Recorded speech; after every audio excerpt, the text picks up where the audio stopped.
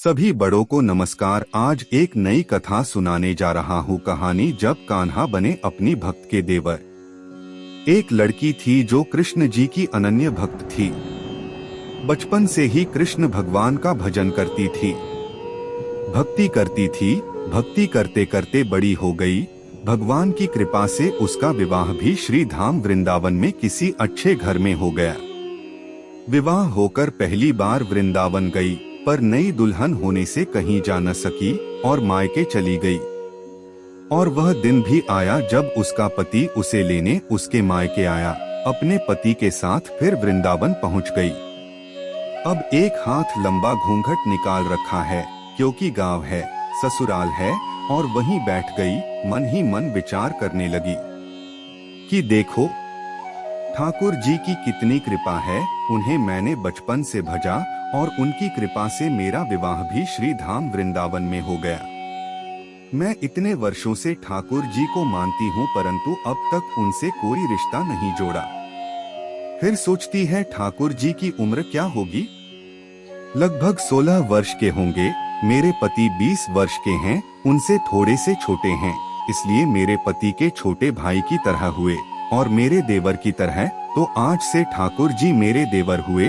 अब तो ठाकुर जी से नया संबंध जोड़कर बड़ी प्रसन्न हुई और मन ही मन ठाकुर जी से कहने लगी, देखो ठाकुर जी, आज से मैं तुम्हारी भाभी और तुम मेरे देवर हो गए। अब वो समय आएगा जब तुम मुझे भाभी भाभी कहकर पुकारोगे। इतना सोच ही रही थी, तभी एक 10 से 15 वर्ष का बालक आया और उस लड़की से बोला, भाभी भाभी। लड़की अचानक अपने भाव से बाहर आई और सोचने लगी, वृंदावन में तो मैं नई हूँ, ये भाभी कहकर कौन बुला रहा है। नई थी इसलिए घूंघट उठकर नहीं देखा कि गांव के किसी बड़े बूढ़े ने देख लिया तो बड़ी बदनामी होगी। अब वह बालक बार बार कहता पर वह उत्तर न देती। बालक पास आया और बोला, भाभी तनिक अपना चेहरा तो दिखाए दे। अब वह सोचने लगी, अरे ये बालक तो बड़ी जिद कर रहा है, इसलिए कस के घूंघट पकड़कर बैठ गई कि कहीं घूंघट उठकर देखन ले। लेकिन उस बालक ने जबरदस्ती घूंघट उठकर चेहरा देखा और भाग गया। थोड़ी देर में उसका पति आ गया। उसने सारी बात अपने पति से कही। पति ने कहा, तुमने मुझे आवाज क्यों नहीं दी। लड़की बोली, वह तो इतने में भाग ही गया था। पति बोला, चिंता मत करो, वृंदावन बहुत बड़ा थोड़े ही है।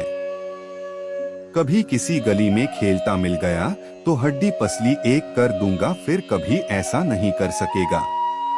तुम्हें जहां भी दिखे मुझे जरूर बताना।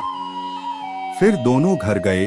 कुछ दिन बाद उसकी सास ने अपने बेटे से कहा, बेटा देख तेरा विवाह हो गया, बहू मायके से भी आ गई, पर तुम दोनों अभी तक बांके बिहारी जी के दर्शन के लिए नहीं गए। कल जाकर बहू को दर्शन कराकर लाना। अब अगले दिन दोनों पति पत्नी ठाकुर जी के दर्शन के लिए मंदिर जाते हैं। मंदिर में बहुत भीड़ थी।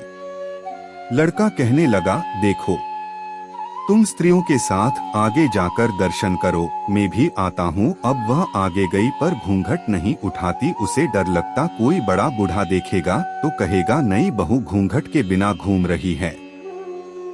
बहुत देर हो गई। पीछे से पति ने आकर कहा, अरे बाबली, बिहारी जी सामने है, घूंघट काहे नाय खोले। घूंघट नाय खोलेगी तो दर्शन कैसे करेगी। अब उसने अपना घूंघट उठाया और जो बांके बिहारी जी की ओर देखा तो बांके बिहारी जी की जगह वही बालक मुस्कुराता हुआ दिखा। तो एकदम से चिल्लाने लगी, सुनिए, जल्दी आओ, जल्दी आओ। पति पीछे से भागा भागा आया। बोला, क्या हुआ।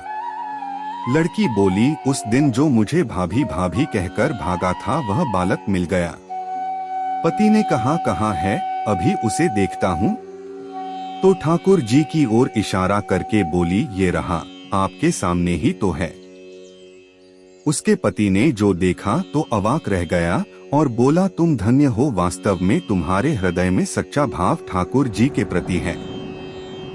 मैं इतने वर्षों से वृंदावन में हूँ, मुझे आज तक उनके दर्शन नहीं हुए और तेरा भाव इतना उच्च है कि बिहारी जी के तुझे दर्शन हुए। दोस्तों, इस वीडियो में बस इतना ही। मिलते हैं अगले वीडियो में। अपना ख्याल रखिएगा। उम्मीद है कि आपको यह कहानी पसंद आई होगी। आपका कोई भी सुझाव है तो मुझे कमेंट में कह सकते हैं। कृपा करके आप मेरे चैनल को सब्सक्राइब करें और मेरी वीडियो को लाइक करें, ताकि मुझे धार्मिक वीडियो बनाने का हौसला मिलता रहे और आप सबका प्यार भी मिलता रहे। कृपा मेरे चैनल को सब्सक्राइब करें। अब मैं मिलता हूँ आपको अगली वीडियो में।